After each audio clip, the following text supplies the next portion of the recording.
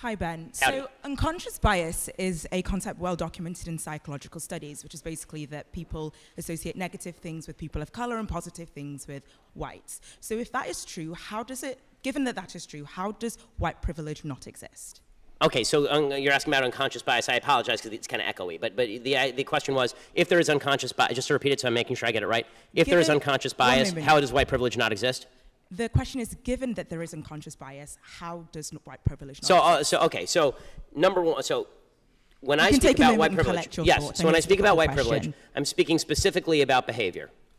Okay, there have been no studies, and really I've looked at these studies, the connection between what they call implicit bias, this is their favorite phrase now, implicit bias, unconscious bias, and biased behavior has yet to be proven at any level that is even remotely necessary to be used in, for example, a courtroom, which is why it's never been used in a courtroom. It is also true that there is no way, there really isn't, there's been no proven way to alleviate what they call unconscious bias, which means that we're ghost hunting. So what I would suggest is that if there is unconscious bias, and I'll acknowledge the possibility or the reality of unconscious bias, if there is, then I need you to I don't care about what's in people's heads so much as what they do. So if you point me to a racist behavior, don't worry, I'll let you respond. If you point me to a racist behavior, I'm happy to stand alongside you and protest it. What I can't do is protest about things in people's head that I don't know about because I'm not a mind reader. Okay, so that's a really interesting response, and to that I have two questions. Firstly, what I've heard you say that this is something that, the way people think doesn't affect their behavior. So that's the first thing you've said. So I'm really curious if you can kind of give me another example of a thought that somebody has which doesn't affect their behavior. Like, do people who, support Trump not vote for him? Like, I'm very curious about that. Yes. And secondly, the second thing that I want to ask is that if it's something it's hard to fix, does it mean we shouldn't do anything about it? Because you said, I don't know if we can change how people think. Does that mean we shouldn't try? I mean, first of all, not a great impression. But beyond that, my voice isn't that low. But beyond that, as far as the first question, which is, do people have thoughts that don't manifest in behavior? Yes, all the time. For instance? For instance, every thought that you have about walking up here and strangling me right now. I assume like we have thoughts all the time that don't manifest in behavior, and this is true every single day. We consider thoughts that cross our minds. And the problem with unconscious bias is the idea is you don't even know that you're having the thought, right? So how can you stop it if you don't even know that you're having it? But then we should be able to gauge the unconscious bias and its impact on behavior. That's why it's unconscious bias as opposed to conscious bias. The idea behind unconscious bias is that it's not even a ghost, it's a ghost of a ghost, because you don't even know you're having the thought. So people, the whole idea behind diversity training is the idea that you can retrain people to stop their chain of thought in order so that it doesn't manifest in behavior. I don't think that every thought manifests in behavior. If it did, then every time a man saw a good-looking woman walk down the street, a straight man saw a good-looking woman down the street, we'd have a real mess on our hands. So the second question, the idea was a little too broad for me to respond to, which is, just because something is tough, don't we have to face up to it? Yes, we have to face up to tough things all the time. And one of the tough things I would suggest that we face up to is that you have a lot more control over your own behavior and the decisions you make than the supposedly widespread unconscious bias of people you've never met.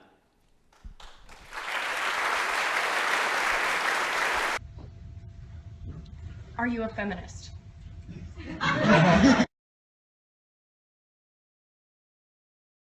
Feminists define it, no. Because feminists define men and killing babies and all the rest of it. But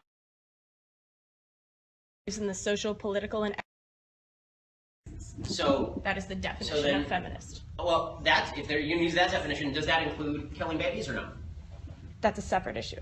Well, it's sort of the definition you gave me is vague because you actually have to break down what those terms mean to you.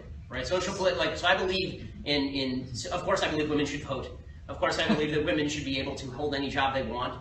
I grew up in a house actually where my dad was at home and my mom worked. My wife is a doctor, right, and she took off a year to have our baby, so she's having it all, which is great.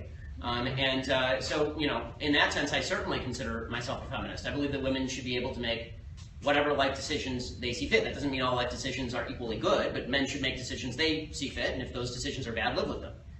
The problem I have with the feminist movement is twofold. One, they've decided that female equality means also that biology no longer exists, meaning that if men don't have to have babies, women also don't have to have babies even if they get pregnant, so I get to kill this thing, or I get to randomly decide it's not a human. That I find offensive. And then the other thing that the feminist movement has done, and this is this is where I think the feminist movement went wrong, is they made the absolutely correct point in the 50s and 60s, men act like pigs. Right? Men act like pigs, they're mean to women, they don't allow women into the workplace, all of this is bad, right? Women should be able to have all these opportunities that men have, right? Based on merit, not based on lowering standards, based on merit, right? And then the feminist movement went further. They said men act like pigs, therefore, we should, instead of calling on men to stop acting like pigs, let's all act like pigs. This will be the new standard, right? The new standard will be not that men should stick around and be responsible for the women with whom they have children. The standard should be that women don't need men. A woman doesn't need a man like a fish and doesn't need a bicycle, right? Except it turns out that women actually do need men and men need women. It turns out that we all need each other in a certain way, and when it comes to marriage and raising children, you certainly need your partner. You certainly need your partner. This is the problem I have with feminism. So the basic principle, of course I agree with. It's that the feminist movement, as it has been iterated and as it has changed over time, has become more and more radical to the point where they want separate standards for men and women, which is precisely the reverse of equality. They want standards lowered for women in particular areas, which is precisely the reverse of equality. They want to say that they have extra moral authority to decide whether a human being is a human being or not just because you're a woman, which I find utterly offensive. You know, so am I traditionally, again, according to your definition, absolutely I am a feminist. According to the feminists, no, I'm not a feminist because I don't believe in a lot of the evil things they're pushing. What are these so-called lies that feminists come out with? Well, we have for about 18 months now been presenting prominent feminists with Lying Feminist of the Month awards. And I had the pleasure this morning of being on ITV's This Morning on the sofa with Caroline Criado Perez, who we've presented 2 awards. Well, the first one was she lied about the impact of more women on corporate boards. And by that you mean that this claim that women on corporate boards improve profits? You don't think that's true? Well, it's not that I don't think it is. All the evidence says that that is not so. Well, so we challenged her, and she has had no response. All the longitudinal studies that we're aware of show that women do not improve corporate financial performance. It's really clear. Well, that's interesting, because you'll pick your studies, and those that are in support of you will pick theirs that actually suggest profitability does increase. I'm sorry, Fran, it doesn't. Everything that they present studies which show correlation, and correlation is not causation. It's kind of statistics 101. And it's why nobody in the world challenges our assertion which is that women do not improve corporate financial performance.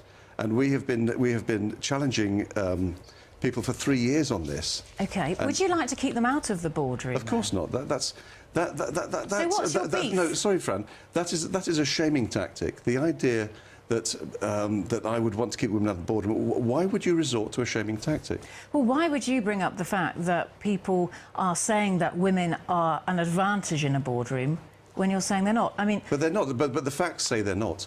In fact, 5 longitudinal studies that I presented to inquiries of the House of Commons and House of Lords showed that show international studies show that when you increase the proportion of women on corporate boards, on average, corporate financial performance declines. It's really black and white. So, Mike, let's talk about your views and your policies without going into longitudinal studies. You believe that in a workplace, men work harder than women? It's not what I think, Fran. It goes back to a study or a report in 2000 by Dr. Catherine Hackim, a world-renowned sociologist, and she published a paper in 2000 called Preference Theory. And she found in Britain that 4 out of 7 men are work-centred, and work here being paid employment, and only 1 in 7 women is work-centred. Women want balance in their lives. Why does that suggest that in a workplace a man is working harder than a woman? That simply says that, given the choice, a woman would like to look after children more than men, perhaps? Well, of course. Well, why does that mean that women don't work as hard? Well, if women want to spend more time with their children and with their families, as they do, compared to men, that will necessarily have an impact on their advancement in the workplace.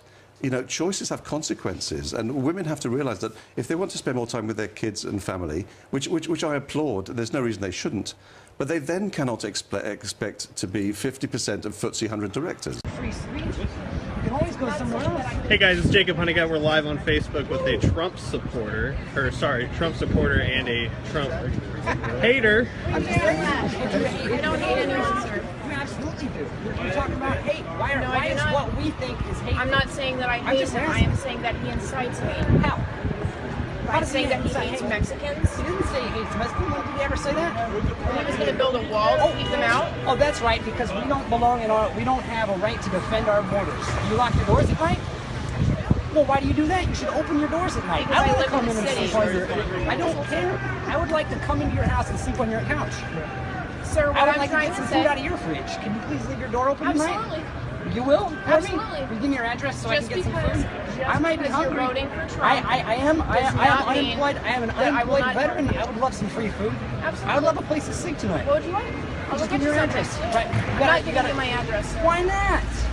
Because I But don't you can lock trust your you. I doors. don't know you. Well, then we don't know Mexicans that are coming across the border with drugs and stuff like that. So I'm not what, we can denying trust that. them?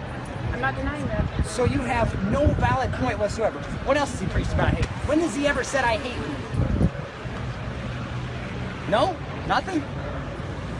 Silence is good. I'm not going to argue with someone. It's not that arguing, I'm not it's going called to change debating. your So opinion. you have your ideas and I have I am my not ideas. going to change your In opinion, a free sir. society, I can spout off my ideas and then you come back I with am yours. not going to change your opinion, sir. Exactly. So I'm trying to figure out where he is and where it's taking.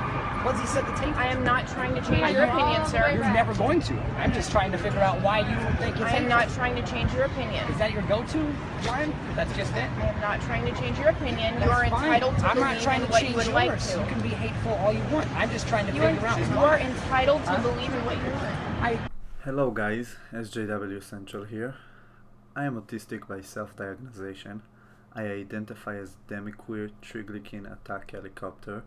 My pronouns are Z, Zer, chopper inbound. I'm a Middle Eastern Jew from Israel. My grandparents originate from Morocco, Libya and Tunisia, so I'm a person of color. I grew up in a poor urban city and in 3 more months I would become a non-combative IDF veteran. I was literally raped when the army forcefully recruited me